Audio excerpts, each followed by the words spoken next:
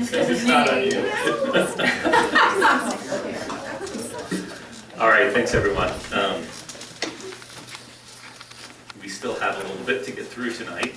Oy. We have a 10:30. You know, the 10:30 rule, I think, was the Matt rule. I don't No, think it's that's- not, it's actually in Is our that- policy. It's in board We're policy. allowed to Extend it? agree as a board to extend. All right, well, let's see if we can still get close to it. Item F. Right.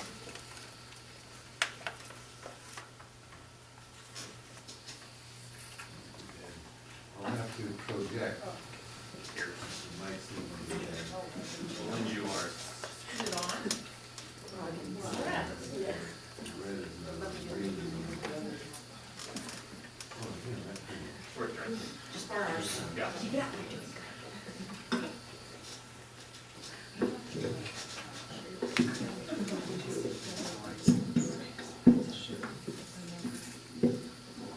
I'm also here this evening to ask for board approval of the contract with American Modular Systems for the Gen 7 modular buildings.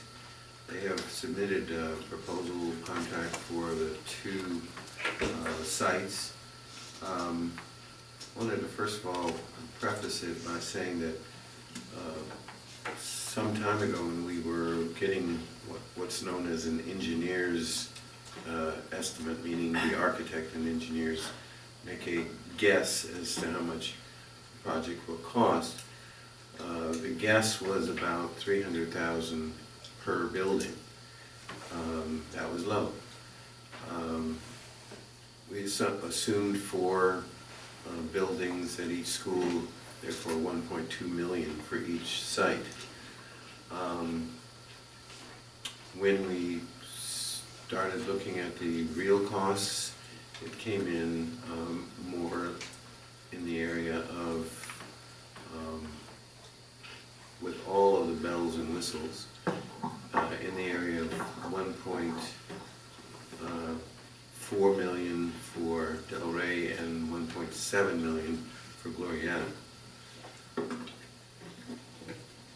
Now that the board has excluded Building 3, of course, that number for Glorieta will decrease. I did a very rough calculation, which I'm not going to stand by, but I just scribbled, and it came in somewhere in the area of 1.2 million for the three buildings that we're proposing for Glorieta. So what I would be asking for is approval of the amount at Glorieta less the exclusion of Building 3. There are a number of options, and the same amount for Del Rey. There are a number of options. If, for example, the board wanted to exclude, as I heard in the discussion, the solar, it would be about $40,000 less, and you would be voting to approve Del Rey without the solar, if that's your wish. We have with us our representative, Erica Shoemaker from AMS, who can answer any questions. I think, once again, that this is a wonderful step forward for the district. It will be, in my opinion, a showcase for the possibilities in the future. It also, I think, puts the Orinda Union School District in the forefront of good education, to be honest with you, by showing what the possibilities are. We are not the first school district to employ these buildings, but it will certainly be an asset to the perception of our district as one that's a leader in education. It is a lot of money, yes, but I think we're talking about a permanent building that has a useful life of between I would say 50 and 100 years. The official estimate is 50 to 75, but these buildings are designed with a foundation. They're very, very well built with the structural steel that comprises the building in the moment framing, they call it. Very, very solidly built, including the addition of steel framing as part of the structure, not wood framing, but steel. No termite problems. They're fireproof. There's some wonderful assets to the building that make it significantly better than any relocatable portable. Those relocatable portables have a useful life of 15 years. And then, of course, we've had ours since 1960, and, you know, so, but it's beyond any useful life or any, you know, consideration of teachers and students to learn in those spaces, in my view. I would urge the board approve these contracts with whatever changes you deem appropriate, and with the exclusion of building number 3 at Glorietta. And that we, you know, this is not an amendment, but that we look at going forward what we do with that space and how do we solve this space problem of kindergartners there. Just a quick note, we did talk about at one point putting 2 buildings where the current number 4 kindergarten building is. And in order to do that and still not encroach on the redwood tree or, you know, squeeze the playground, you know, and have to relocate the playground equipment that's there, we would end up with 2 smaller buildings, and it is the wisdom of educators that we have more space for kindergartners. So small buildings, in my view, are not a solution. That's just an aside. So I think it's not, I think our decision to put one larger building to replace number 4 is the right decision. And we, in our meetings, we came to that conclusion too, so I would share that with you. So again, I'm asking for board approval of the contract with AMS for the Gen 7 buildings with the amendments to the proposal that you would agree to.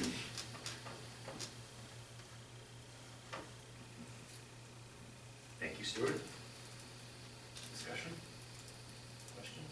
I just want to thank Stuart for doing such a great job of finding these and bringing them to our attention. I'm very, very excited about them. And I share your opinion. It will really contribute to making us a beacon district, which is a goal that we have. So I also would love to echo that thank you as well. Again, I did have one question about the cost that we're approving, or what we need to approve tonight to move this forward. Do we need to be approving these option costs tonight, or are we just approving a project total and then we still have the opportunity to go through some of these in more detail? I would recommend that we approve all the options with the exceptions of the ones I think you will exclude. Okay. We always have the opportunity as we move forward to modify these things. I know the architect, if he's still here, isn't it? Yeah. And the architect has been going over some of these things with a fine-tooth comb.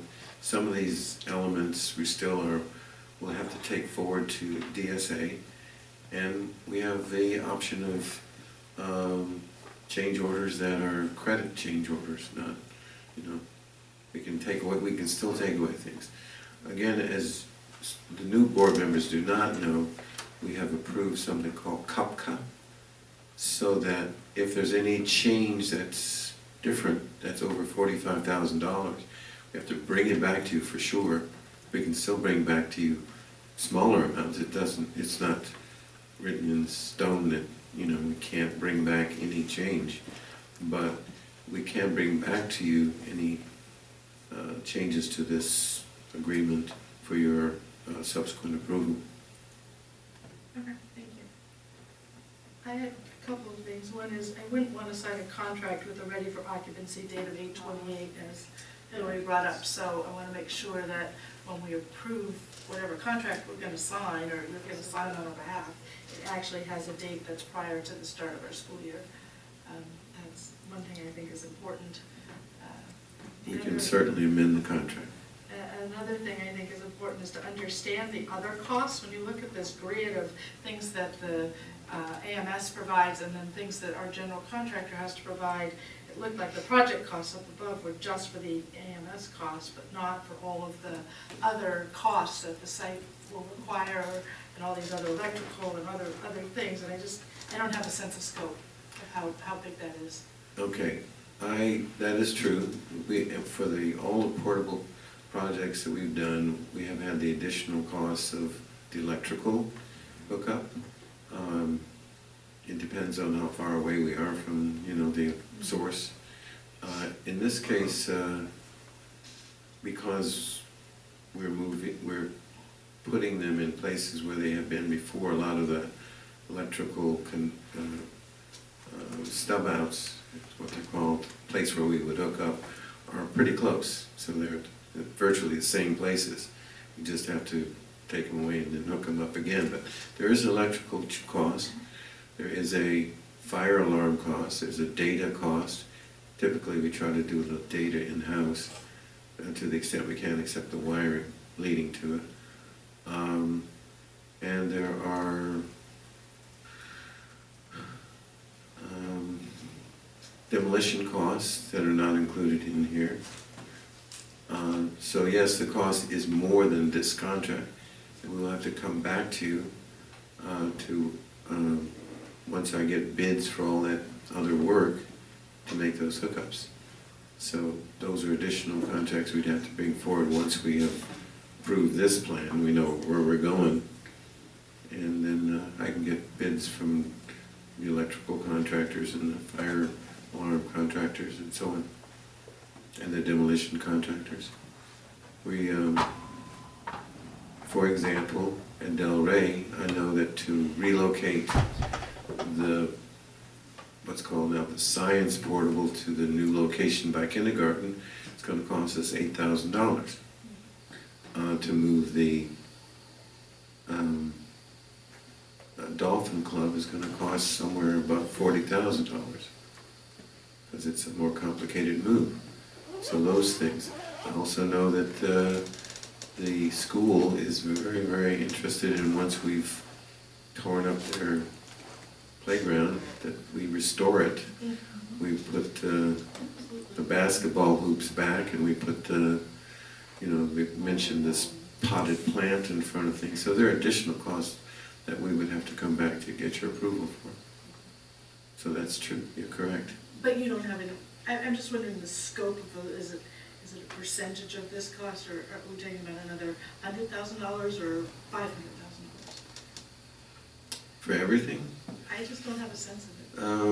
I'm still working on that, to be honest with you. Right. I'm trying to get part of the bid process is to get the best possible price, or to figure out ways and means that are more cost effective. For example, I'm trying to have the portables that we're going to demo not demoed on site, but picked up in total and taken off. It's more expensive to have them demoed on site and then have some machine crunching the buildings into small pieces and putting them in dumpsters and hauling them off. And if I can get them to pick up the entire thing and move it away somewhere else, that's far cheaper.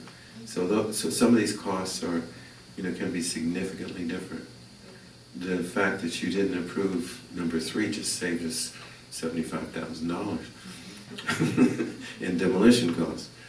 So, I don't know, to be honest. Okay. We'll do our best to keep those costs under control. Well, Stuart, in the agenda bill, you had said that the total, which still included building 3, was $3.1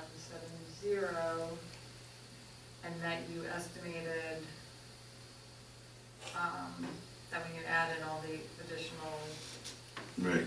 soft costs and site work, it would be around 3.5, so is Yeah, is that was that a including everything? yes, that was you a think of? guesstimation, you know, Um, again, for what I thought it might be. But that's a guess, you know. But it gives some sense of scale. Thank you.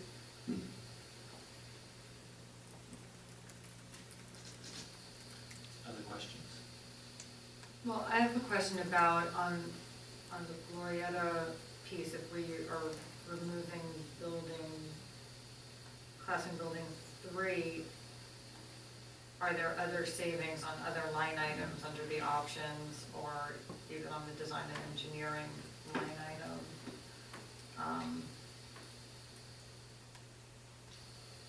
Like on the concrete foundation, I mean, were those costs multiple, 3 times or?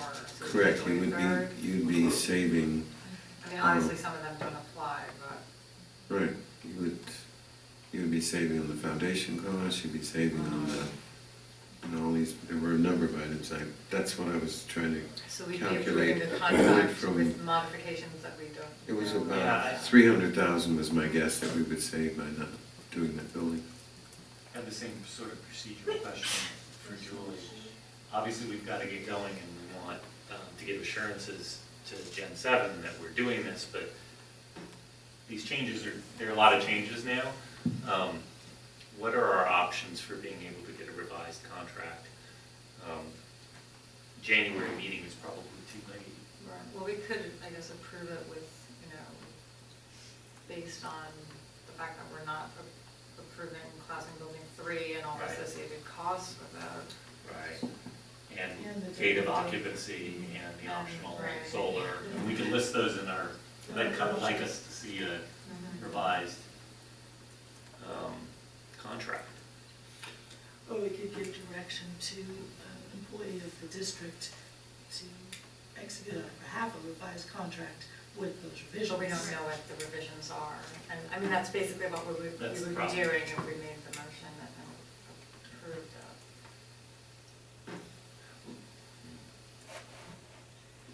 Well, I know that we can clearly approve the Del Rey. I mean, that's, With the exception of the. with the exception of this, Occupancy. And the solar. And the solar. solar, going back to the solar at Del Rey, I kind of feel like it would be nice if someone could do sort of a quick and Study, dirty yeah. analysis of Yeah.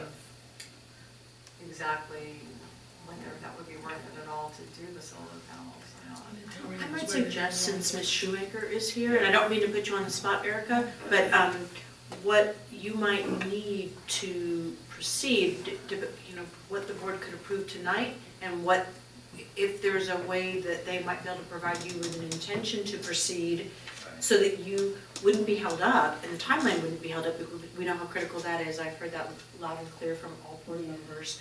We want to make sure structures are ready for occupancy on the first day of school, but perhaps there's another avenue we can proceed with and still get you what you need, and then potentially bringing back for the 9th, because our board meeting is fairly early in the month, January, where you could officially approve the changes for Glorietta, because that was more substantial. But Excuse me. So yeah, I would recommend, part of the reason our occupancy date was also late is that, as you can imagine, we're actually holding some production space for you guys at the moment, just based on our conversations, and I'll be honest, we're not really holding production space for anybody anymore. Our production line is at this point basically filled. I'm telling folks they don't have their buildings until August at this point, which doesn't work for a lot of them, for obvious reasons. Late August kind of delivery. But I think I would echo kind of Stuart's suggestion as far as Del Rey. At a minimum, approving kind of the base building, and if you know some of those options, so maybe not the PV, and that's perfectly fine, and we can add that later, and I can go back and ask for some quick and dirty kind of numbers to see whether we think you should do it. I mean, on my very off the cuff is probably not, but that's just my personal opinion, not kind of an AMS official stance. And then perhaps on Glorietta to say, kind of as a letter of intent, and say that we want to proceed, we are going to proceed with 1 and 2, but we want a revised proposal, you know, and we can address it at the January 9th meeting. That You would know, be great. and that way you're kind of making a commitment that we're going to agendize it for the next meeting, it's right at the beginning of the year. And it's sort of in the meeting minutes that 1 and 2 are kind of, you know, we're a go, and number 3 will very likely be a go with a couple things, and that's it. And I think that would work for us. Or you could do like a special meeting, you just need 3 people. We They could. could get a revised contract to us by the end of the week and wouldn't require a lot of notice. I could get you a revised contract in the next few days, yeah. Would you feel better about that? We have so much on agendas. I just feel like that would set everything in motion more Yeah. and be quick. I mean, for us, the sooner the better. I mean, I'll be honest, the sooner the Okay. better, you know, but I'd also understand it's the holidays and we're all busy, and to have another, you know, to hold another meeting could be a little much as well, so. I think we can do a little bit of both. I mean, because you could do More it even discussion. during the day, Yeah. you just need a contract, we've had the Right. discussion, we just Right. want the revision, Right. and then we Yeah. could. I think we should do that tonight, and I think we could approve the Delray Delray agreement agreement. minus the solar panel. Right. With the stipulation that you'll study it and come back to us, and a special meeting to then approve the Glorietta contract without building 3, all of them changed with the occupancy date. And maybe by the time of that meeting, you could have the quick and dirty analysis of the solar, and then we could take I care mean, of if all we could do of that. something I like can- I Friday or appreciate that. something. I don't do that piece, so I don't want to commit myself to that piece, but I can certainly try for the PV, for the quick and dirty. Okay, Yeah. then let's make that the motion. Good, you're like making all our motions, all these revisions. Feeling the power. Is that clear enough emotion? Or should I state it again? Let me state it. I don't use that We got the power audio well, recording. do I? All right, the motion is to adopt agenda action item F with the following variation. We're going to approve the contract from American Modular Systems for the Gen 7 modular buildings at Delray without the solar panels and with a revised date of occupancy for the start of our school year. With direction that we study the solar panel issue further and hear back hopefully as soon as Friday. I think maybe we should do 2 motions. Let's say that's motion number 1. Can we do it all at once? Yeah. Okay, Delray then- piece or? And I was gonna add Okay. Glorietta. Okay. Yeah, let's do 2 separate motions. First motion is Delray. Second, So you're just giving direction to come back to us with the solar piece on Delray? yes, so that way we're approving tonight, absent the solar, but then direction to come back to us on Friday, by Friday, if you can. I'll do my best. Cool, doing their best. So that's motion number 1. Okay. Second? Second. Great. All in favor? Aye. Opposed? Second motion for action item F is to express our intent to enter an agreement for Glorietta, but to ask for a revised agreement by this Friday for a special meeting of the board to approve, which will also include the appropriate date of completion and not include building 3. I'll second. Great. All in favor? Aye. All opposed? We're done with our action items, and 10:31. it's 10:31, so I'm gonna ask the former board president. We can Matt would be extend- out of here. Matt would be gone. We want to extend for another 20 minutes to try to get through. My Or not. concern is that discussion item A and B is Gonna take too long. Should we just not try? Could we skip this? Special meeting and add them to that, and then we can get through Yeah. Ms. Marshall's item, which I don't think will take long, and I'm hopeful that the consent calendar wouldn't take long.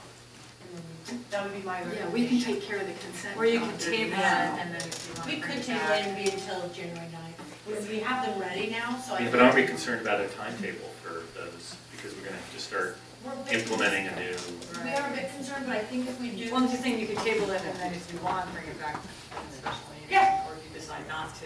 I mean, that, if you. Table it with, Flexibility. I move that we table discussion items A and B with the discretion of the superintendent and I guess the board chair and vice chair in setting the special meeting, whether we try to add those to the special meeting or until January. How about that? Do we need a motion to table? Can we do that or is that just No, I direction? think you can just table it. All right, that's what we'll do. Okay. Or should we try to do the draft calendar discussion C? I think it would be, my recommendation would be to move forward. I think that our parent community Needs to know. and our Yeah. teachers and staff would be appreciative to the calendar. And Ms. Marshall's worked really hard with her curriculum committee to Right. get it to you today. She's been waiting all day to talk. This is earlier than last year, so you're getting it earlier, thanks to Ms. Marshall. Let's do it. Okay, so before you have the 2017-18 draft calendar. It will propose start dates for school, end dates, staff development days, and conferences. The calendar is always set up first and foremost with looking at Akalani's calendar, which had already been approved. We share families, and so it's really important for our families, we've learned, to align as best we can with the days that they have set aside. The Akalani's calendar has 180 student days, and we have 180 student days. They have 186 teacher days next year. Next year for us, Orinda has 184. We have a reduction of staff development days next year. This year, if you recall, it was negotiated that we have 3 additional days. So given that we are going to have fewer days for teacher work days than Akalani's, it prompted the curriculum committee and the leadership team to survey the teachers as well and gather their input. And so we conducted a district-wide survey. We received 80 responses. And within that survey, we were asking to prioritize the staff development days, those work days. So if you were to look at the draft calendar, I'm going to just go through start days and end days and the recommended dates, which are listed here. So you will see that we have the first day of the first student day as Tuesday, August 22nd. Akalani's is starting on Monday. We have, before that first day, we have a staff development day on the Friday the 18th. It's not really the ideal, but in order for staff to come together as a school site, we have new teachers, we have teachers that change sites, plus district-wide. It's a very important day. I'm just going to keep going. September, we have the Labor Day holiday. We come to October, and we have the conference days, which are minimum days. And we come to November, and you'll see we have an SD day on November 1st. That stands for staff development, and it's the day after Halloween. We tried that this year. And I want you to know that this was on the survey the #1 day that was selected for staff development. Because it's in the middle of the week, and it's not on a Monday. The Akalani's has October 9th as a staff development day. That was the lowest day in our survey for having staff development. But the criteria and priority of the curriculum committee, as I mentioned, was to align as much as possible with Akalani's. then as we move through the calendar, you'll see we have all of our breaks aligned, and we come to, go through November, December, we come to January. And in January, it's supposed to say staff development day. Oh, no, it's not. Sorry. It's late. Yeah, it is. Akalani's has a staff development day in January, but because they have more days available. We've opted, because there's 2 holidays already in that month, to bypass the common day there. And so our next staff development day would be March 12th, which is common with Akalani's. So we tried to find balance. We have staff development day at the beginning of school, in the fall, and then and then in March. And then the last day of school for us is June 8th. Now, of course, there were other preferences of moving dates around, having students start on a Wednesday, or having staff development days on different days, but for next year, if you look at January, I know I'm bouncing all over the place, I apologize. January 1st is on a Monday next year, which that kind of drives student start dates and student end dates. We don't want to end on Monday with students in June.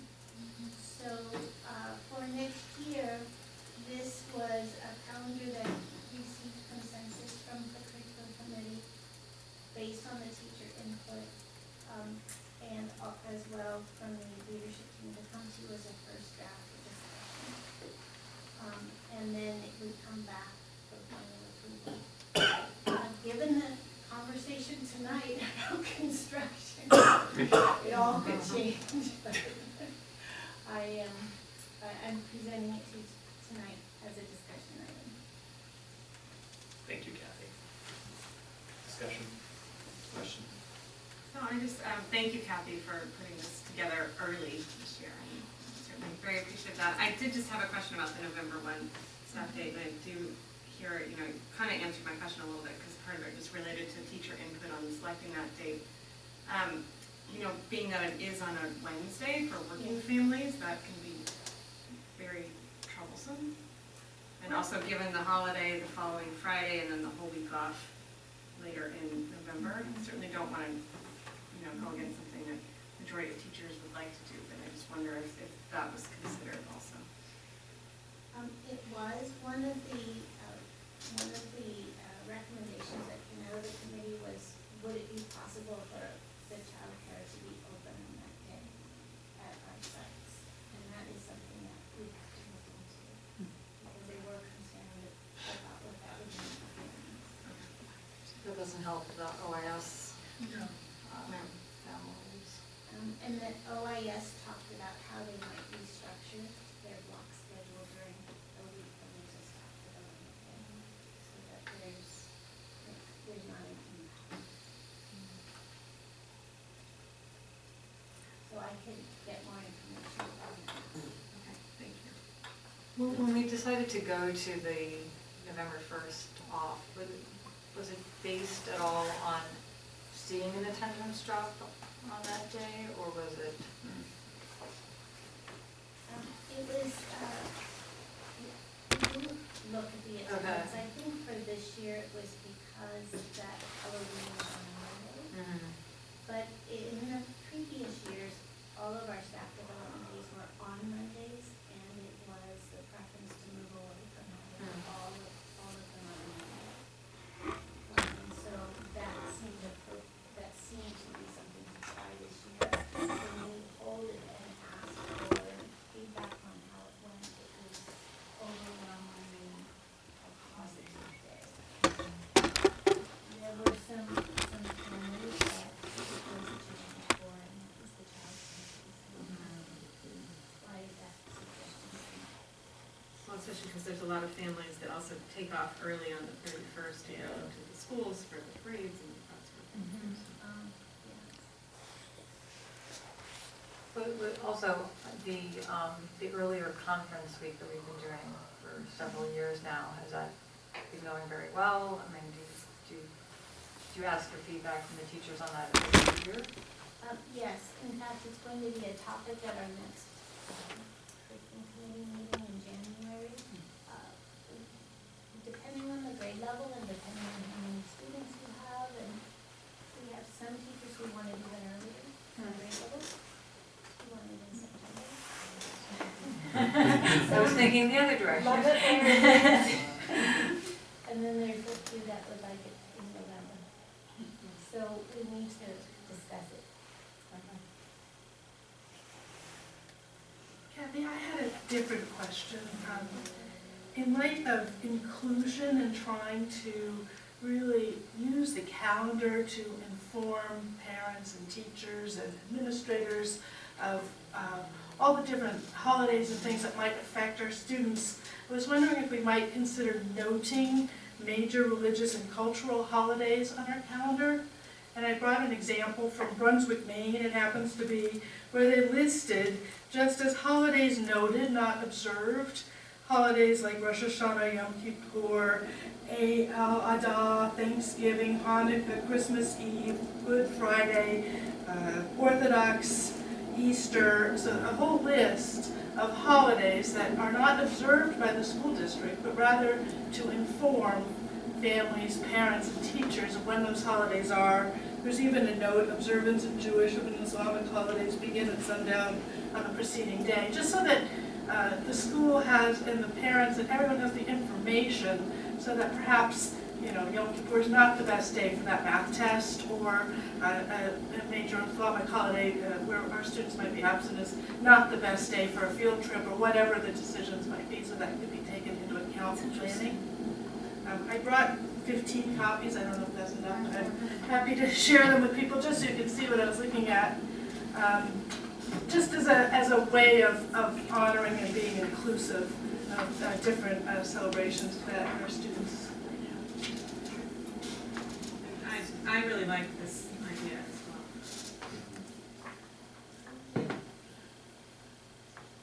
I think it's a lovely idea. And this is this year's. This is this year's, we would have to get the dates for next year, I'm sorry, I didn't figure those all out. But it was just an example, and I thought it would be something that wouldn't be particularly difficult to do, but might be helpful. Thank you. We'll share one. Okay, thanks. I guess I'll ask one more question about the November 1st, because I do understand why it's there, and I understand why it's appealing. When you were thinking about that date, did you consider a Friday or a Monday? Or does it make it just? Yes, the concern with Fridays, although we looked at if it's possible to even have it on a day that joins another 3-day weekend. Right, of some right. sort for Because people do families. take time. But there was concern about then would families take even more days? Give them an inch, they'll take it. That's what's happened, so that came up from an attendance perspective as a question and a concern. Have you done any investigation into what days are the most absent, report the most absences? It's something that we haven't been able to calculate day by day with our current data system. Sorry. But it is, that was the other suggestion that came up from curriculum committee, was that the next time we go through this process that we have, that's when it's data to really start with. I think there are sort of patterns of the vacation, the extra vacation thing that families are falling into, and if we find when they are, we might as well try to make it those dates, but I don't think we have enough time this time. No, I think years ago, that's why we went to the whole week of Thanksgiving. Yeah, right. We used to have a ski week, and I think we shortened that to allow for the Thanksgiving, I think it was some analysis done. I remember ski week. Yeah, me too. Okay, any other questions from the board? Comments from the public? All right, this was a discussion item only, and we will see it back on our agenda. It has been discussed. Thank you. All right, so that gets us through our discussion items since we've tabled Consent calendar. Do I have a motion? I move we accept the consent calendar. Been moved and seconded, all in favor? Aye. All opposed? All right. We're communications and board reports. Hint, hint, but we should do board report. Welcome to our new members. Yeah. I just want to say that for the school bus transportation agency, whatever committee that I am on, related to school buses, just to keep you guys informed, we've now entered into a contract, I believe. The actual meeting, I went to the subcommittee meeting where we picked somebody to work with on getting a review of all the bus stops throughout the system. I was not at the next meeting because it was the CSBA day, so I don't exactly know the results, but I'm imagining that it was approved, so those reviews will take place, and any school bus stops in Orinda that were reviewed and of concern at this point have been shut down. But a full review of all of the stops along the entire system will be taking place, and we will know more when they finish their work. I think it's supposed to be done with an eye on the next school year. I think we'll look at the stops that they, reconsider any of the stops that they took I out. think so, yes. Okay. And see if there's, I mean, there were some that maybe if they just move it a little bit, Right. we could do it. But yeah. That's it. Okay. So we have a lot to report about And I would CSBA, just- but. Yeah. We can share. Yeah, I think we would just like to thank all of the directors and Carolyn for all of the time that you have given us in these last couple of weeks, getting us up to speed and sharing your expertise and really the incredible work we're doing here in our district. And I'm very proud of all of you and to be a part of it, so thank you all very much for welcoming us and introducing us to the work that you all are doing. Yes, I echo all of that as well. And just really appreciate you all taking the time to put together information in an understandable way, PowerPoints, you know, because there's a lot for us to learn, and there is going to be a learning curve as we've heard. So we appreciate you helping us, you know, get started in the right way. Really positive way, Yes. thank you. I don't know if it's appropriate, but I want to commend our new board members for doing a great job this evening. Oh, thank you. We're excited to be here. We're excited. to- Even though you lost your audience. We're doing this for us, right? Pretty much. Yeah, exactly. Carol, do you want to say anything? I'm just very happy to welcome Cora and Hillary. And I think I can speak for all of us. We're proud of you too. There you go. All right, I would love to take the next 20 minutes to talk about all the things I learned at I CSBA, know, right? but I'm not going to. You need to do everything about Other that. than, By yourself. other than I would encourage board members, if there are particular things that you don't want to lose in your memory, I have them, feed them to Carol and I, so that we can, you know, consider them, even if they're not a future agenda item, just say, oh, this was really something I thought was great. Because we learn all these great things, and then sometimes we lose track of them. We'll have We can board share workshop some. opportunities in the Yeah. future, but before they disappear from memory. I thought it was a great conference, as it always is, and there are always things to learn. Thank you. For the opportunity to attend that. Thank you, it's going to be an exciting year. Yes. All right, I think that's board reports. Future agenda items, because we always do bring this up. I think we have already made clear that we're going to have a budget workshop. And so we'll work on the scheduling of that as soon as possible.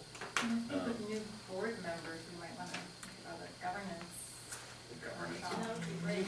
I think that's very important. We would typically do, I know, I feel Yeah. like we've got so much on our plates right now, but I think that is sort of our. I think that would be pretty. Yeah, let's do that, and a conversation that's come up before is whether to use as an opportunity to do some board self-reviewing. So that might be a nice combination for the governance workshop.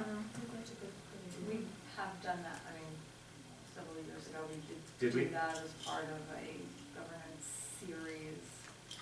We did like a self-evaluation tool.